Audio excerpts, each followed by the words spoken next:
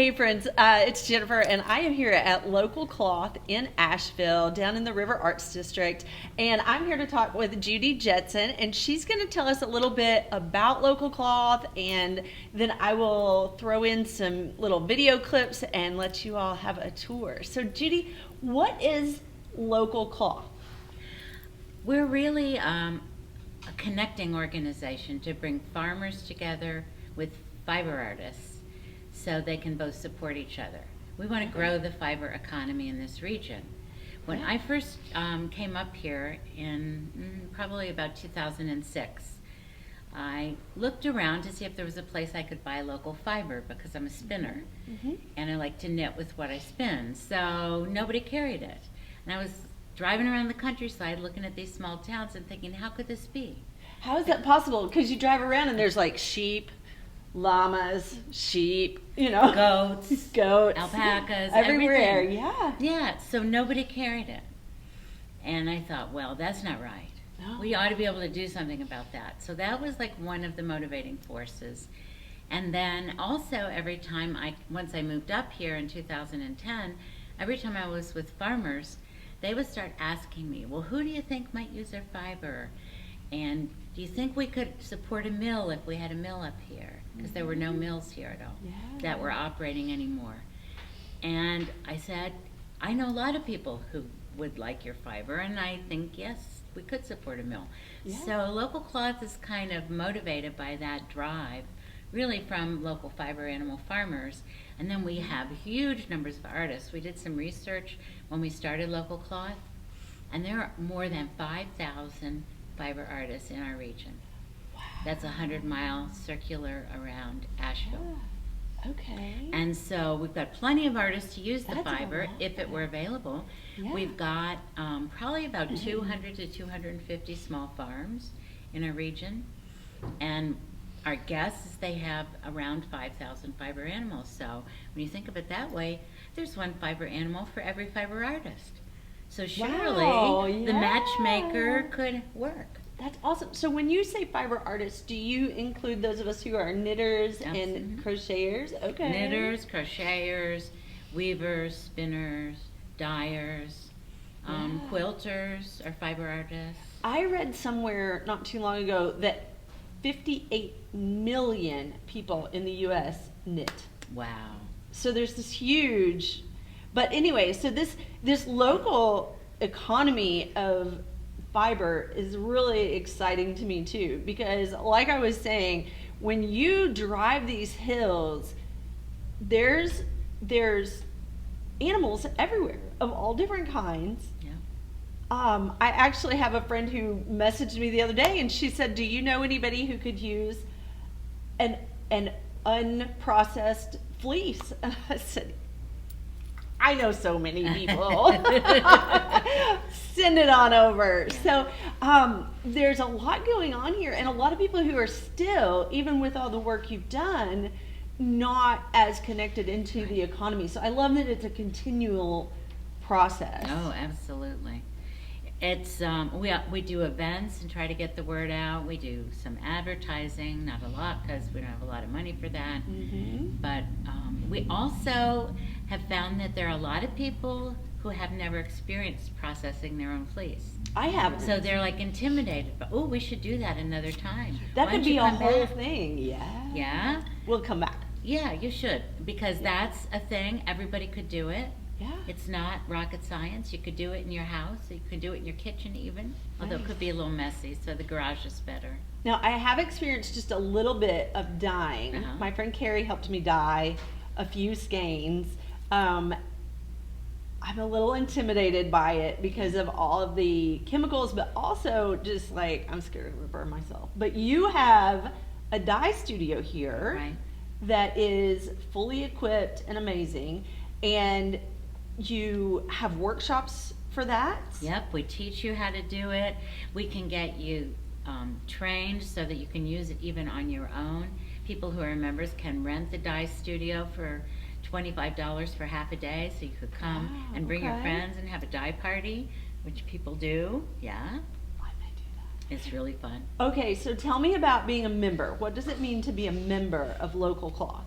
Membership in local cloths costs $35 a year, or I think it's $25 if you're a student. So we give a little break to students. You get a discount on all your classes of about 20%. Okay. If you're a member, you get an opportunity to sell at some of the pop-up shows we have here. You get discounts on other events we do in the community, like if you're a farmer, you get a discount on a booth at our Fiber Farmers Day every year. So we keep everything open to everybody. We don't have hardly anything that only is members only, but members get a break on the price. Well, and you also have a library back there that I spotted. Anybody that's been on this podcast knows that I love books. And so I'm getting kind of a collection. So I actually know about you all through the Anything Fiber sale. So I've come over for the Anything Fiber sale since I learned how to knit just 5 years ago. So I've come every single time. It's pretty awesome, isn't it? I did a haul video because I had so much, and I took a little tour and tried to show off because it's just incredible. It's amazing to me how much is available. Yes.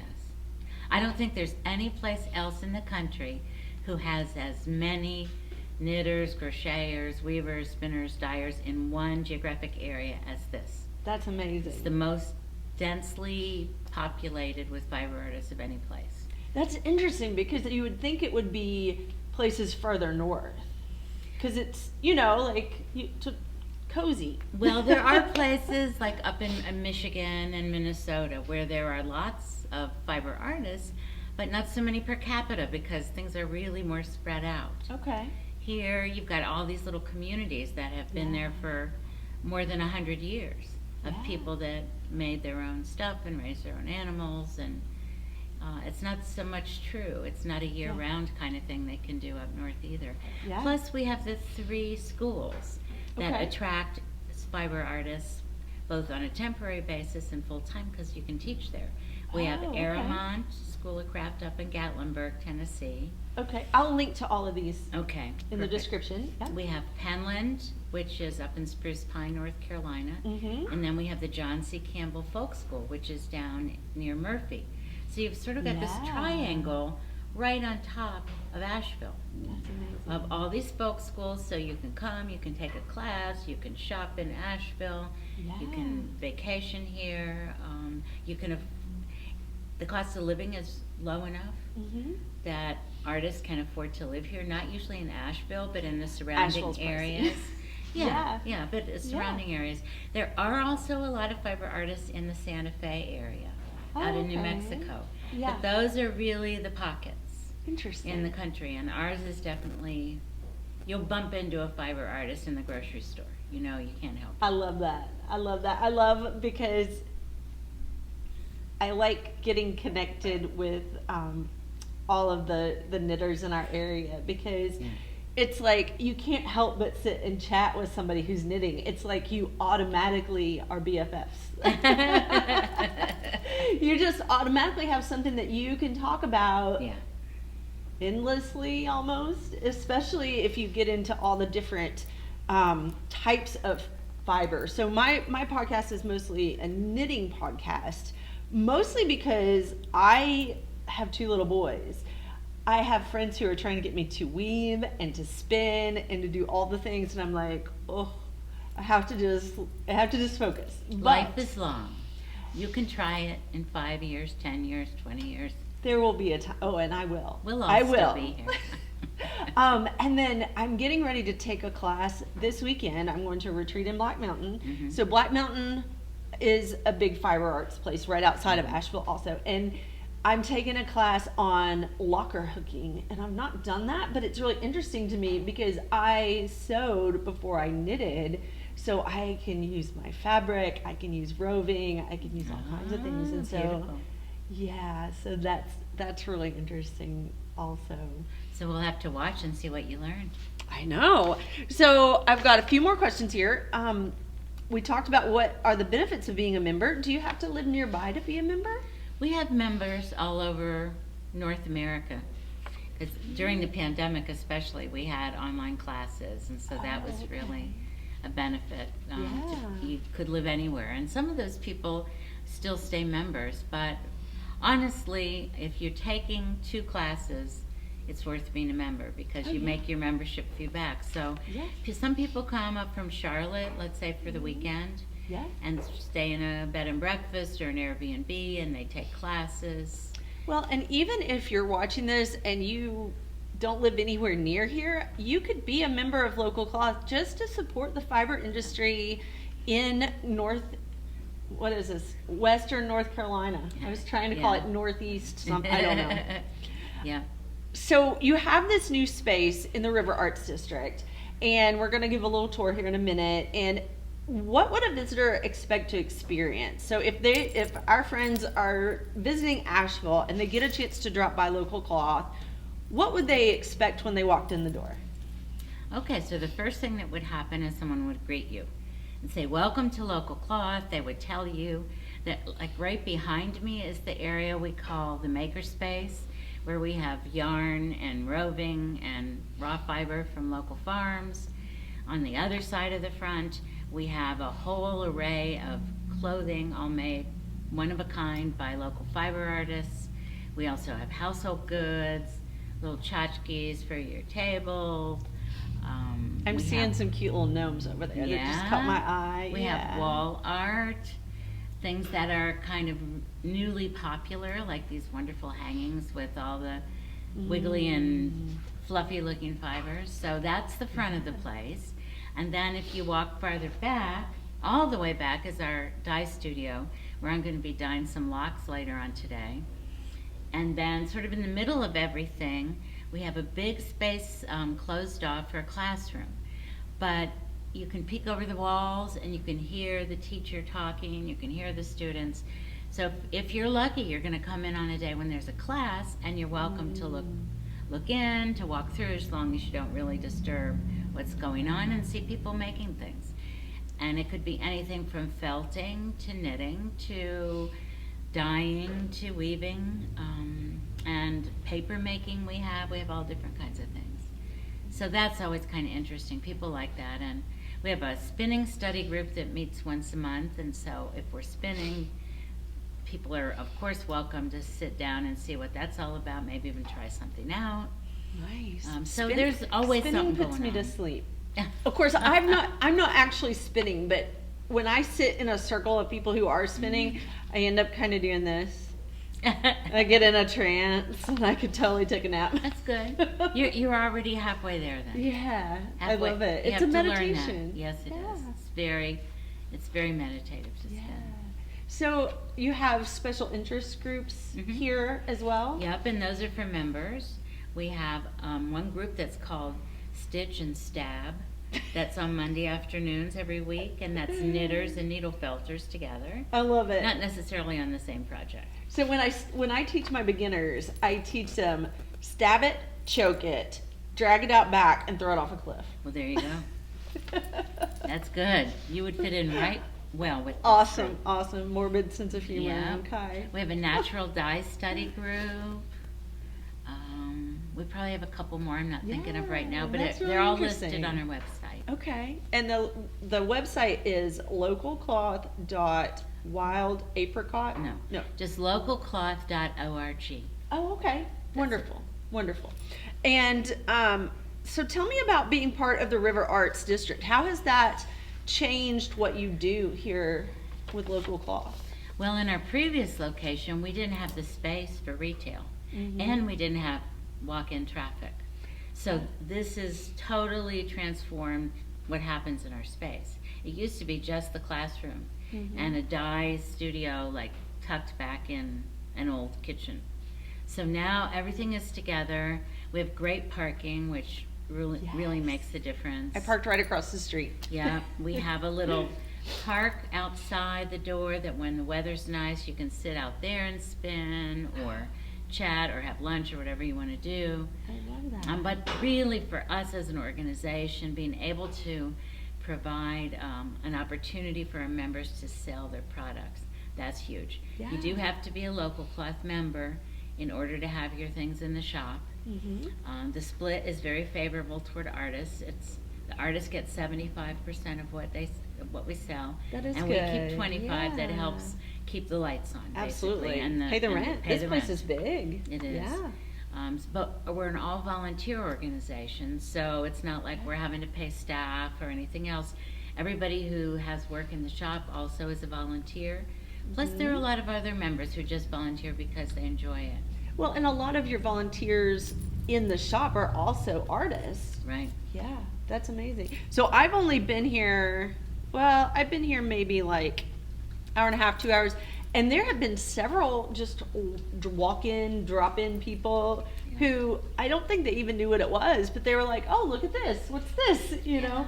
So that's gotta be great because you're spreading the word that there are local fiber art available. Right. And it's amazing when people who are fiber artists or farmers that raise fiber animals come in from other places in the country. They just wander in and they look around and they go, "Wow, this place is fabulous. I wish we had something like this where I live." So it's really inspiring for us to be here and have visitors and be able to share what we do. Yeah, because usually in craft places, the fiber is sort of like a little corner because there's just so much. Yeah. Yeah, that's great. Yeah, we're the main thing, the main attraction. It's wonderful. Yeah. Yeah. Is there anything else you want to tell us about local cloth? No, come see us. We're open Monday through Sunday. It's 11 to 5 most days and 1 to 4 on Sundays. Okay. And there's lots to do down here in the River Arts District, lots of artists in residence. So fun to walk around and just see all the fun things. Yeah. Yeah. Thanks for you. coming. Thank you, Judy. You're welcome. Hey friends, I am here with Denise Arcuri. Okay, and she is an artist here at Local Cloth, and she is doing some amazing things with natural dyes. And I was asking her if she was a natural dyer all along, if that was her main art, and she said, I am a garment sewer who now dyes and prints my own fabric for garments. that's awesome. I was originally a sewing enthusiast and have kind of moved on to knitting because of my boys are little right now, but that's a lot of fun. So what kind of garments do you sew? It's primarily just for me, but Okay. jackets, a lot of jackets, tunics. Okay. And occasionally you have them here in the shop, but they go pretty quick. Right. It's rare that I do garments in the shop. It's mostly small pieces that I'm working up. I'm testing. I'm doing scarves, testing a different technique to see how it's going to work before I do big pieces. So tell me about this. I've been holding it. This is one of yours. I'm going to take it off. This is one of your beautiful pieces. Now, is this silk? What is this on? No, that's a bamboo rayon, Okay. and it's a Mobius, and It's all one big it's piece. eco printed and dyed at the same time. And in this Okay. process, the bamboo fabric is treated with Morton, and then different leaves are placed on the fabric, Mm-hmm. and then a cotton dye blanket is placed over it, and it's rolled and steamed on a dowel. Sounds like kind of a big process. It takes, probably to do that scarf, just to set up all the leaves and the dye blanket and make the bundle probably takes about an hour and a half. Okay, that's quite a bit of work. And you collect the leaves and everything yourself? Yes, I love the connection of, I'm always looking out for different leaves, testing different leaves, and the connection of going out and foraging. I love just that. love the foraging, and that wasn't something I expected. And that's so incredibly local that you get to go to our local mountains and find bits and pieces of the forest. So if I were a tourist, I would absolutely want one of your pieces because it's like locally dyed with local ingredients. Right. And so you were telling me you live about an hour away. Correct. But you come over the mountain all the time for this. Yes, yes. Yeah. It's just such a, actually, local cloth is the one that I've taken classes, and I got interested in natural dyes, eco printing, and it's just such a warm, creative space. And I love their mission that I come at least 2 to 3 times a week sometimes. That's great. So local cloth really sparked your interest in the dyeing and got you headed in that direction. Correct. That's Yes, yes. So I want to show off some more of your eco prints. These are wall prints. Try to get that without too much glare there. So these are local flora that you have collected yourself. Just stunning. And then you have a different technique here. This is another scarf. This technique is rusting. Rusting, this happens to be a silk scarf that I've rusted That is first and then gorgeous. over-dyed with indigo. Look at all those. I just love the patterns. So how do you go about making that? This end piece was rusted tools. And I just rolled up the fabric on the ends, and then there was a big square rusted piece. Okay, I'm totally like, we've got Oh, rusted actually. tools at our house. Right.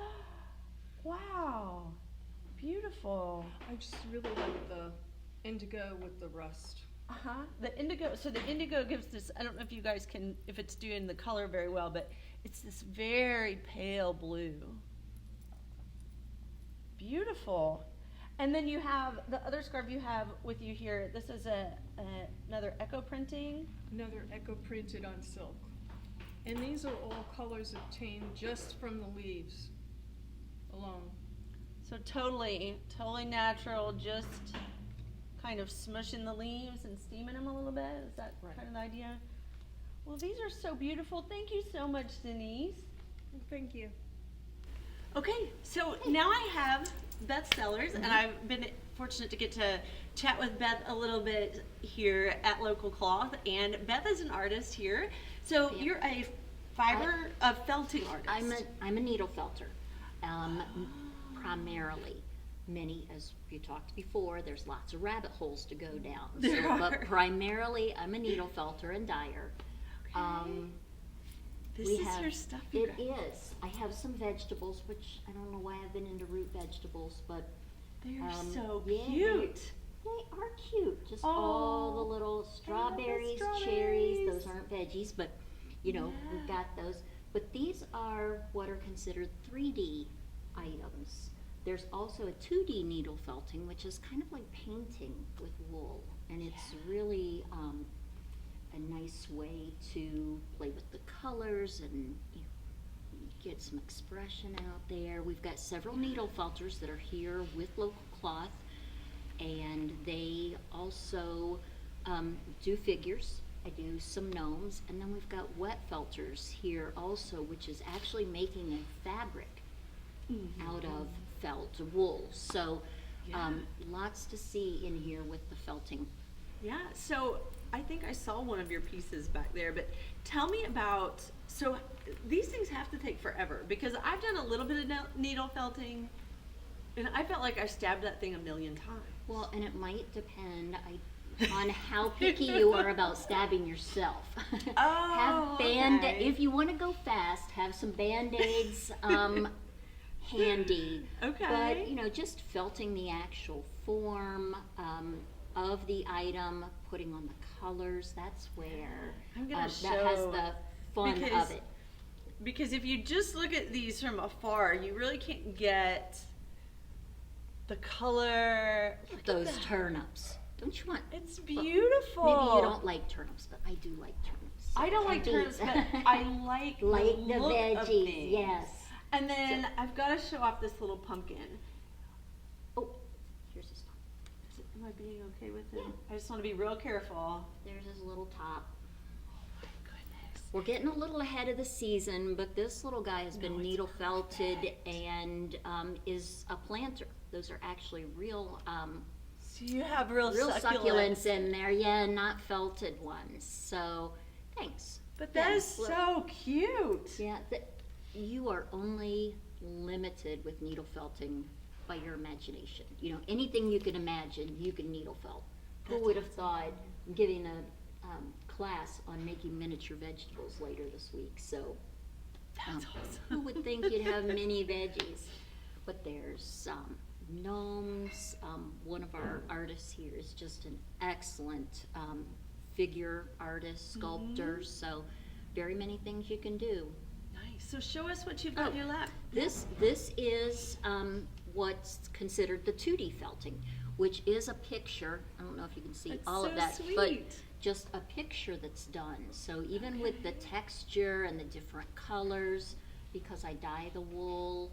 Oh, you dyed it yourself yes, also. I do dye the wool. So you get lots of colors that you wouldn't be able to get if you were just using commercial. That's So, beautiful. it's cute. And I don't know if you guys can see the detail. She has outlined the little trees. Isn't that beautiful? And it's mounted on a little frame. Mhm. And I tell you, it looks so very simple, but I don't even know how many colors are in here. There's so much that's done with the shading. I can't paint for anything, but I can That play with the amazes wool. me because you paint. You're an artist with that. With the wool, not a problem. It's beautiful. So Yes. how long have you been needle felting? I've been a needle felter for about 11 years. I have an Etsy shop, so where I sell. We some need of to my- link to that too. Yes, Yeah. so I sell a lot of supplies there. I've been on Etsy for a good while. I also sell art bats for spinning, so a Nice. lot of different items on there. Yeah. Now, do you do a lot of your dyeing here in the studio, or do you have a place that you do it like at home? I do dye at home. I okay. dye here at the Nice. studio as well, but I'm dyeing something almost every day. So I'm not, Really? I'm That's not down great. here that much. But we'll get together and Yeah. do some dyeing. It's not so intimidating. It's fun. Okay. You'll like it. Yeah. Yeah. I really enjoyed it. I'm not much of a chef either, and it's a lot of cooking, like hot Yeah, things and yeah. boiling stuff. And Yeah, we have gloves for that. You Okay, know. good, good. So there's just so many different things. Who would have thought I got started with needle felting because I was looking something up on the internet all those years ago and found these two little adorable animals. Never got they're the some other sweet things. Yes, never got the other project done. But I definitely said I have got to learn how to do those. So, Rabbit hole. yes. Yes. Yes, very much so. But great, thanks. Thank you, Beth. Mhm. I love your art. It's Thanks. gorgeous. Thank you. Appreciate Yeah. it. Thanks a lot for sitting down with me. Mark it